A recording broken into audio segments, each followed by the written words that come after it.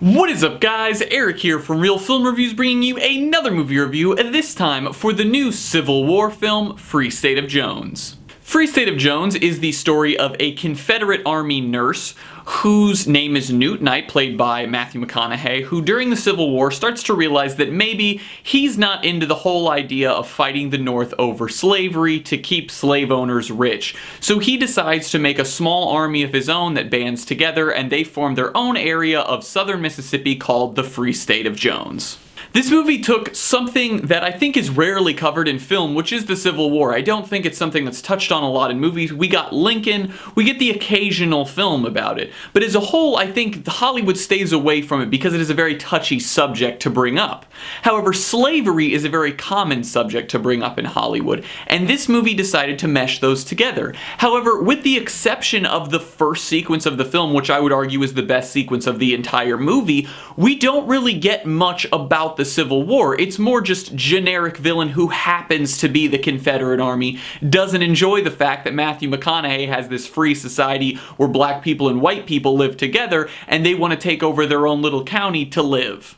And I think that that's a very missed opportunity because the Civil War is a very dynamic event in US history. It's something that changed the layout of our country, and it's changed the way everyone feels since then. However, this movie doesn't really paint it that way. This movie paints it as the South is down here and the North is up there, and yeah, they're fighting, but we're not really part of that. We're just kind of mad because the Confederate Army is stealing all of our crops and taking our animals to feed their army, and then they burn our farms when they get angry. And I get that that's a big issue for the people of the South, but it sort of underplays the whole aspect of the Civil War that's happening.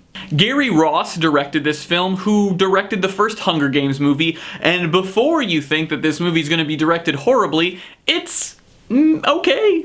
It's not great, but it does its best to be directed okay, and the very beginning sequence where we actually do get some battle, I thought was actually handled fairly well. Compared to what I saw him shoot in the Hunger Games, I thought that he did a better job with this, and the rest of the movie, it's not necessarily his choice of direction, it's more the script that decided to go in these extremely strange places, and this movie feels like it never knows what it's trying to tell you. It seems like it's very all over the place. This movie has a lot of strange scenes thrown in where there's like flash forwards to like the 1950s, and then you go back to the 1860s, and the movie tries to use time as this linear idea to keep the whole movie together, but it never works because they keep just blipping up little things right here down in the bottom left-hand corner of the film to tell you more information about what's going on, and then they like just jump 2 years into the future, or they jump 3 years into the future, and then the story continues, and the movie never feels like it has an end. It never feels like it has a proper ending.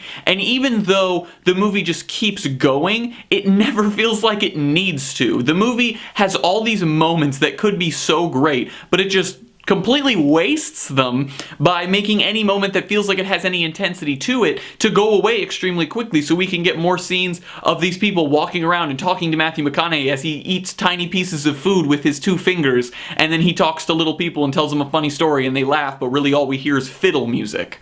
This movie also seems to have 3 core themes that it's trying to shove down your throat, yet none of them ever really feel like they get pushed through. And those being that you have this idea that race is a huge issue. And race is innately a massive issue at this time because this is taking place during the Civil War. Yet I feel like they underplay the way race was involved in the film. We don't even get any real racial tension in the film until like halfway through, maybe, is the first time we get any real racial tension. And then the movie also tries to be about religion, where we're constantly getting these sermons from Matthew McConaughey talking about God and how you can't own a child of God. And then literally the juxtaposition of these scenes is Matthew McConaughey gives a speech about how you can't own a child of God and how they're all these great people, and then the next scene we literally see him choke a man to death. I don't understand what was going through the script writer's mind when he said, hey guys, let's have him give this dope speech about how they're all honorable children of God, and then in the next scene we'll have him go excessively cruel and choke a man to death.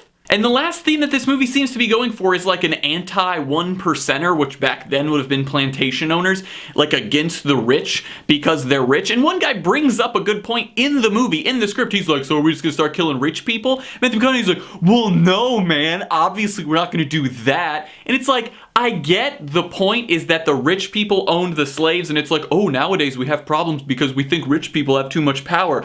But it doesn't work here. It's unnecessary. Yes, they were upset because they were dying for rich people to keep owning slaves, but there's a lot more to the Civil War than that, and I really hate that the movie almost simplified it down to that. And granted, Matthew McConaughey's character, who in real life, that was part of his goal, was because he did not believe in that. But that's not the whole reason the war existed. The one shining light throughout this whole film is the cast.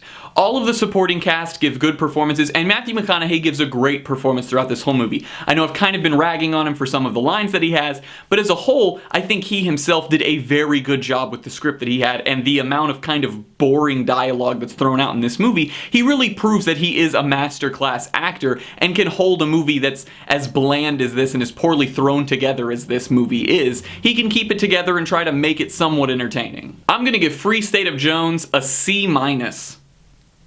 I think Matthew McConaughey does the best that he can, which is actually pretty darn good in this movie to hold it together, and I think really the main issue here is the script. Gary Ross decided to take this film that he wrote and directed and said, hey guys, let's add in this stuff that's from the future with the past and try to make this thing this massive story, and none of it worked, and in the end it felt very bland and sort of convoluted throughout the whole movie. Like, it was sort of hard to follow at times because you never really knew what time it was in the 1860s when you were there, and as a whole, I think this movie just sort of fell apart because it was trying to cram too many themes into one film. Well guys, as always, I'm Eric. If you enjoyed this review, please do like, subscribe, comment down below what you thought of Free State of Jones, share everything we do here on Real Film Reviews, and I hope to see you guys later.